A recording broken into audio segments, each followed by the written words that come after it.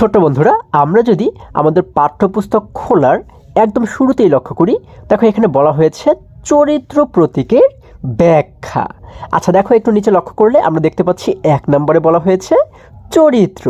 দেখো এখানে বলা হয়েছে পাঠ্যপুস্তকে তুলি ও রাফি নামের 2 জন শিক্ষার্থীর কথোপকথন দেখানো হয়েছে। অর্থাৎ আমরা যদি একটু নিচে লক্ষ্য করি, দেখো এখানে কিন্তু একটি মেয়ে শিশুকে দেখতে পাচ্ছি এবং এই পাশে একটি ছেলে শিশুকে দেখতে পাচ্ছি, তাই না? এখন এই মেয়ে শিশুটির নাম হচ্ছে তুলি, দেখো নিচে লেখা রয়েছে তুলি, এবং এইখানে যে ছেলে শিশুটিকে দেখতে পাচ্ছি ওর নাম হচ্ছে রাফি। এবারে আমাদেরকে বলা হয়েছে পাঠ্যপুস্তকে তুলি ও রাফি নামের 2 জন শিক্ষার্থীর কথোপকথন দেখানো হয়েছে। আচ্ছা, তাদের আলোচনা ও মতামতের মাধ্যমে শিক্ষার্থীদের গণিতের ধারণা স্পষ্ট হবে। আচ্ছা, তাদের কিন্তু বিভিন্ন আলোচনা আমাদের এই বইতে দেখানো হয়েছে।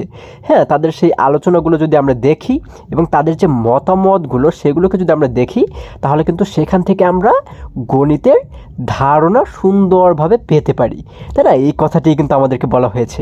আচ্ছা, এবারে যদি আমরা আরেকটু নিচে চলে যাই, দেখো এখানে আমাদেরকে বলা হয়েছে, এখানে শুরুতে বলা হয়েছে সঞ্চালক। আচ্ছা দেখো, এই সঞ্চালকের আগে যদি আমরা লক্ষ্য করি, এখানে কিন্তু আমরা সুন্দর একটি টিয়া পাখির ছবি দেখতে পাচ্ছি, তাই না? তাহলে এই টিয়া পাখির ছবি আমরা যত জায়গাতে দেখতে পাবো, আমরা বুঝতে পারবো এটি দ্বারা বোঝানো হয়েছে সঞ্চালক, মানে হচ্ছে পাঠ নির্দেশক। আচ্ছা, এরপরে আরেকটু নিচে লক্ষ্য করলে দেখতে পাচ্ছি এখানে কিন্তু একজন মহিলা মানুষের ছবি আমরা দেখতে পাচ্ছি, তাই না? আচ্ছা, ওনাকে দ্বারা বোঝানো হয়েছে শিক্ষিকা। আচ্ছা, তিনি হচ্ছে শিক্ষিকা। আচ্ছা, এরপর যদি আরেকটু নিচে লক্ষ্য করি, এখানে কিন্তু আমরা একজন পুরুষ মানুষকে দেখতে পাচ্ছি, তাই না? তাহলে এই পুরুষ মানুষকে দ্বারা বোঝানো হয়েছে কিন্তু শিক্ষক, তার মানে উনি একজন শিক্ষিকা এবং এই পুরুষ মানুষ একজন শিক্ষক। আচ্ছা, এরপরে দেখো যদি আরেকটু নিচে আমরা চলে যাই, এখানে 2 নম্বরে আমাদেরকে বলা হয়েছে কি, পাঠে কিছু প্রতীক ব্যবহার করে ধাপগুলো নির্দেশ করা হয়েছে। আচ্ছা, যখন আমরা এই গণিতের সমাধানগুলো করব, আরও যখন পরবর্তী পৃষ্ঠাগুলোতে আমরা যাব, তখন কিন্তু বিভিন্ন প্রতীক আমরা দেখতে পাবো। প্রতীক মানে কি? প্রতীক মানে হচ্ছে বিভিন্ন ধরনের ছবি বা চিহ্ন। যেমন দেখো এই যে একটি ছবি আমরা দেখতে পাচ্ছি, তাই না? এই যে কিন্তু একটি চিহ্ন আমাদেরকে দেখানো হয়েছে, এটি হচ্ছে একটি প্রতীক। তারপরে এই যে আরও একটি চিহ্ন আমরা দেখতে পাচ্ছি, এটি কিন্তু আরও একটি প্রতীক। হ্যাঁ, এই যে আরও একটি চিহ্ন দেখতে পাচ্ছি, এটিও কিন্তু আরও একটি প্রতীক। তাহলে এই প্রতীকগুলো ব্যবহার করে আমাদের কিন্তু ধাপগুলো নির্দেশ করা হয়েছে। কি ধাপ? দেখো, যখন আমরা এই প্রতীকটি দেখব কোথাও, এই প্রতীক দ্বারা বোঝানো হয়েছে মূল প্রশ্ন। দেখো মূল প্রশ্ন, এখন এখানে আমরা যদি লক্ষ্য করি, বলা হয়েছে এই প্রশ্নের মাধ্যমে অধ্যায়ের মূল ভাব প্রকাশ করা হয়েছে। আচ্ছা, মূল প্রশ্ন দ্বারা কিন্তু আমাদের কি বলা হয়েছে? অধ্যায়ের মূল ভাব প্রকাশ করা হয়েছে। আচ্ছা, তারপরে এই নিচে যে প্রতীকটি আমরা দেখতে পাচ্ছি, যে চিহ্নটি আমরা দেখতে পাচ্ছি, এটি দ্বারা বোঝানো হয়েছে কাজ। দেখো বলা হয়েছে কোনো একটি সমস্যার সমাধানে শিক্ষকের সহযোগিতায় শিক্ষার্থীরা আলোচনা করবে ও যৌক্তিকভাবে চিন্তা করবে। অর্থাৎ এই চিহ্নটি যখন আমরা দেখব, তখন আমাদের এটি দ্বারা বোঝানো হয়েছে কি, এটি দ্বারা আমাদের বোঝানো হবে হচ্ছে কোনো একটি সমস্যার সমাধানে শিক্ষকের সহযোগিতায় শিক্ষার্থীরা আলোচনা করবে, ঠিক আছে, ও যৌক্তিকভাবে চিন্তা করবে। আচ্ছা, মানে এই কাজগুলো কিন্তু আমরা শিক্ষক এবং শিক্ষার্থী উভয়ে মিলে, আমরা সবাই মিলে কিন্তু এই বিষয়টি আলোচনা করব এবং যৌক্তিকভাবে চিন্তা করব। আচ্ছা, তারপর যখন আমরা আরেকটু নিচে লক্ষ্য করি, দেখো এইখানে আরও একটি চিহ্ন কিন্তু আমরা দেখতে পাচ্ছি, মানে আরও একটি প্রতীক দেখতে পাচ্ছি, এটি দ্বারা বোঝানো হয়েছে অনুশীলন। আচ্ছা, তাহলে এই প্রতীকটি দ্বারা আমাদের বোঝানো হয়েছে শিক্ষার্থীরা সমাধান করবে। এইরকম প্রতীক দেখলে আমরা বুঝবো হচ্ছে এটি শিক্ষার্থীরা সমাধান করবে। শিখন অগ্রগতি যাচাই করা যাবে, ঠিক আছে? তাহলে এই প্রতীকগুলো সম্পর্কে আশা করি তোমরা সবাই খুবই সহজেই বুঝতে পেরেছো। এরপরে যদি আমরা পরবর্তী পৃষ্ঠায় চলে যাই, দেখো বন্ধুরা, পরবর্তী পৃষ্ঠায় লক্ষ্য করলে আমরা দেখতে পাচ্ছি এখানে বলা হয়েছে সূচিপত্র, তাই না? দেখো এখানে আমাদের শুরুতে বলা হয়েছে অধ্যায়, অর্থাৎ এই পাঠ্যপুস্তকে আমরা মোট কতটি অধ্যায় পাবো সেটি কিন্তু এখানে বলা হয়েছে, তাই না? এবং এখানে বলা হয়েছে বিষয়বস্তু। আচ্ছা, অর্থাৎ এক এক অধ্যায় কিন্তু আমরা এক একটি বিষয়বস্তু নিয়ে আলোচনা করব, তাই না? আচ্ছা, তাহলে দেখো আমরা যদি শুরুতে লক্ষ্য করি, প্রথম অধ্যায়, এক মানে কি? এক মানে কিন্তু প্রথম অধ্যায়, তাই না?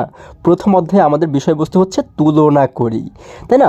আচ্ছা, তাহলে আজকে আমরা যদি প্রথম অধ্যায় অর্থাৎ এই তুলনা করি এই বিষয়বস্তু সম্পর্কে কিছুটা আলোচনা করি। দেখো আচ্ছা, আমরা এই জন্য আমরা কি করব, এই জন্য কিন্তু আমরা পরবর্তী পৃষ্ঠায় চলে যাব, তাই না? আচ্ছা দেখো, আমরা যদি পরবর্তী পৃষ্ঠায় চলে যাই, ছোট বন্ধুরা, পরবর্তী পৃষ্ঠায় যাবার পরে তোমরা কিন্তু লক্ষ্য করলে দেখবে এখানে অনেক সুন্দর একটি ছবি রয়েছে, তাই না? একটি গ্রামীণ পরিবেশের ছবি রয়েছে, তাই না? আমরা দেখো এখানে ছোট ছোট দুটি ঘর দেখতে পাচ্ছি, এখানে আরও একটি ঘর দেখতে পাচ্ছি, তাই না? এই ঘরের মাঝে এখানে আমরা সুন্দর একটি গাছ দেখতে পাচ্ছি। তারপর দেখো এই ঘরের পেছনে সুন্দর কলা গাছ রয়েছে, আমরা সেগুলোকে দেখতে পাচ্ছি। হ্যাঁ, তারপর আমরা এখানে দেখতে পাচ্ছি সূর্য মামা, সে কিন্তু এখানে হাসছে, তাই না? তারপরে দেখো এই পাশে আমরা কিন্তু অনেক বড় একটি নদী দেখতে পাচ্ছি। তারপরে এই দূরে যদি লক্ষ্য করি, এখানে কি দেখতে পাচ্ছি? হ্যাঁ, এখানে কিন্তু আমরা পাহাড় দেখতে পাচ্ছি, তাই না? তারপরে দেখো এইখানে আমরা দেখতে পাচ্ছি এই যে যে ঘাট রয়েছে, এই ঘাটে কিন্তু নৌকা বাঁধা রয়েছে, তাই না? এই দেখো, এই যে কিন্তু আমরা দেখতে পাচ্ছি একটি নৌকা রয়েছে। আচ্ছা দেখো, সব কিছু মিলে অনেক সুন্দর একটি গ্রামীণ পরিবেশের দৃশ্য কিন্তু আমরা দেখতে পাচ্ছি, তাই না? আচ্ছা, তাহলে এবার যদি আমরা এর পরবর্তী পৃষ্ঠায় চলে যাই, দেখো বন্ধুরা, এরপরে অর্থাৎ 1 নম্বর পৃষ্ঠায় যদি আমরা চলে যাই, এখানে শুরুতেই কিন্তু বলা হয়েছে তুলনা করে, অর্থাৎ সেই যে আমরা সূচিপত্রে দেখেছিলাম অধ্যায় 1-এ বলা হয়েছে তুলনা করি, তাই না?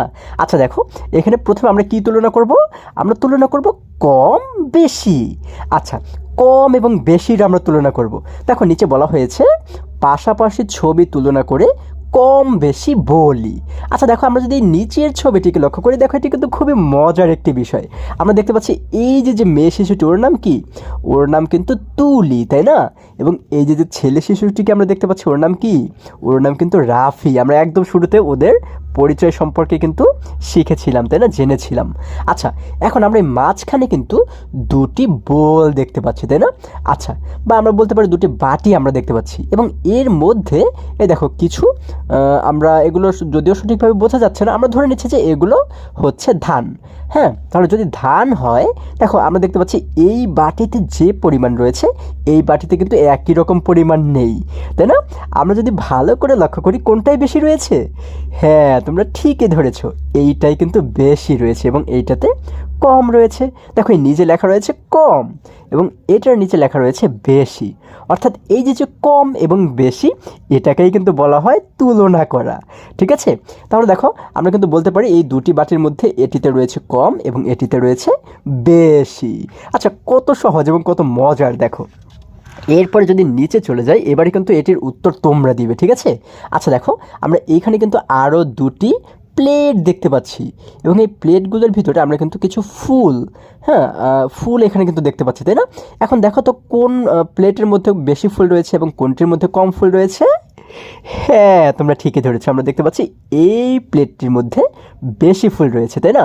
তাহলে দেখো, যার কারণে কিন্তু আমরা এই প্লেটের নিচে লেখা দেখতে পাচ্ছি বেশি এবং এই প্লেটের নিচে লেখা দেখতে পাচ্ছি কম, তাই না? আচ্ছা, তার মানে কিন্তু আমরা বুঝতে পারছি যে এই যে যে বেশি এবং কম, হ্যাঁ এইটাকে যখন আমরা আলাদা করতে পারবো, এটিকেই কিন্তু বলা হয় তুলনা করা। দেখো কত সহজ বিষয়গুলো, তাই না? আচ্ছা, এরপরে যদি আমরা আরেকটু নিচে চলে যাই, দেখো এখানে কি বলা হয়েছে? এইখানে কিন্তু আমরা দেখতে পাচ্ছি কম জিনিসের টিক চিহ্ন দেই। আচ্ছা, এই যে যে একটি টিক চিহ্ন দেওয়া রয়েছে, দেখো যেটার ভিতরে আমরা কম দেখতে পাবো, হ্যাঁ সেটার উপরে আমাদের একটি টিক চিহ্ন দিতে বলা হয়েছে। আচ্ছা দেখো, আমরা কিন্তু এখানে দুটি পানির গ্লাস দেখতে পাচ্ছি। তাহলে এই দুটির মধ্যে আমরা দেখতে পাচ্ছি এই গ্লাসে এতটুকু পর্যন্ত পানি রয়েছে এবং এই গ্লাসটিতে এই পর্যন্ত পানি রয়েছে। এখন এই দুটির মধ্যে কোনটির ভিতরে কম পানি রয়েছে? আমাদের কিন্তু এই যে দেখো এখানে বলা হয়েছে কম, তার মানে আমাদের লক্ষ্য করতে হবে কোনটির মধ্যে কম রয়েছে, তাই না? আচ্ছা, তাহলে এই দুটির মধ্যে কম রয়েছে কোনটায়? হ্যাঁ, তোমরা এবারেও কিন্তু ঠিকই ধরতে পেরেছো। আমরা দেখতে পাচ্ছি এই গ্লাসটাতে পানি কম রয়েছে, তাই না? তার মানে কিন্তু এই গ্লাসের উপর আমরা একটি টিক চিহ্ন দেবো, তাই না? এই গ্লাসের উপর আমরা ছোট করে একটি টিক চিহ্ন দেবো, ঠিক আছে? আচ্ছা, আমাদের কাজ শেষ। এবারে বলা হয়েছে কি বেশি জিনিসের টিক চিহ্ন দেই। আমরা কিন্তু আগের বারে কম জিনিসের টিক চিহ্ন দিয়েছি, এবারে বেশি জিনিস অর্থাৎ যেখানে বেশি রয়েছে সেটির উপরে কিন্তু আমরা একটি টিক চিহ্ন দেব। আচ্ছা দেখো, এখানে আমরা দেখতে পাচ্ছি এই একটি বোল রয়েছে, এই একটি বোল বা বাটি রয়েছে, তাই না? এখন এই দুটি বাটির মধ্যে কোনটার মধ্যে বেশি রয়েছে? আমরা কিন্তু দেখতে পাচ্ছি এটির মধ্যে বেশি রয়েছে, তাই না? তার মানে আমাদের এবারে কী করতে হবে? হ্যাঁ, আমাদের কিন্তু এটির উপরে একটি টিক চিহ্ন দিতে হবে। আমরা একটি টিক চিহ্ন দিয়ে দিলাম, আমাদের কাজ শেষ। এরপরে একই রকমভাবে দেখো যদি আরেকটু নিচে চলে যায়, দেখো এই অঙ্কগুলো এত মজার, তোমরা যখন এগুলোকে করবে তখন কিন্তু তোমাদের আরও করতে ইচ্ছে করবে, তাই না? আচ্ছা দেখো এখানে বলা হয়েছে কম জিনিসের টিক চিহ্ন দেই। এবারে কিন্তু আমরা যেটিতে কম রয়েছে আমাদের কিন্তু এখানে লক্ষ্য করতে হবে যে কম বলা হয়েছে নাকি বেশি বলা হয়েছে। এখানে বলা হয়েছে কম, তার মানে আমরা যেটিতে কম রয়েছে সেটির উপরে কিন্তু টিক চিহ্ন দেবো। দেখো এখানে কিন্তু আমরা আরও দুটি বাটি দেখতে পাচ্ছি। এখন এই দুটি বাটির মধ্যে কোনটির ভিতরে কম রয়েছে? দেখো আমরা দেখতে পাচ্ছি এটির মধ্যে কিন্তু একটু কম রয়েছে, এটি কিন্তু অনেক রয়েছে, তাই না? এই দেখো এটি কিন্তু উঁচু হয়ে আছে, তার মানে কোনটিতে কম রয়েছে? হ্যাঁ, এইটিতে কম রয়েছে। তাহলে আমরা কি করব? এটির উপরেও একটি টিক চিহ্ন দিয়ে দেবো। দেখো আমাদের কাজ শেষ। এরপর যদি এইখানে লক্ষ্য করি, এখানে বলা হয়েছে বেশি জিনিসের টিক চিহ্ন দেই। আচ্ছা আমরা যদি এবারে লক্ষ্য করে দেখো এর নিচে কিন্তু আমরা দুটি বোতল দেখতে পাচ্ছি, তাই না? পানির বোতল দেখতে পাচ্ছি। এখন আমরা লক্ষ্য করলে দেখতে পাচ্ছি এই বোতলে পানি রয়েছে এতটুকু এবং এই বোতলে পানি রয়েছে এই যে দেখো এতটুকু। তাহলে দুটির ভিতরে আমাদের বলা হয়েছে বেশিতে টিক চিহ্ন দিতে, তাই না? তাহলে দুটির ভিতরে বেশি রয়েছে কোনটায়? এইটাতে কিন্তু বেশি রয়েছে, তাই না? তাহলে আমরা কি করব? হ্যাঁ, আমরা কিন্তু এটির উপরে একটি টিক চিহ্ন দিয়ে দেবো। দেখো আমরা কত সহজে আজকের প্রথম পাঠ আমরা সমাধান করে ফেললাম, তাই না? এবং এইগুলো কিন্তু খুবই মজায় মজায় আমরা শিখতে পেরেছি, তাই না? বন্ধুরা আশা করি তোমরা এই যে কম এবং বেশি এই বিষয়টি খুবই সহজেই কিভাবে করে তুলনা করতে হয় বা কিভাবে করে যাচাই করতে হয় এই বিষয়টি তোমরা শিখতে পেরেছো। আজকে আমাদের এই পর্যন্তই, আবারও দেখা হবে পরবর্তী ভিডিওতে।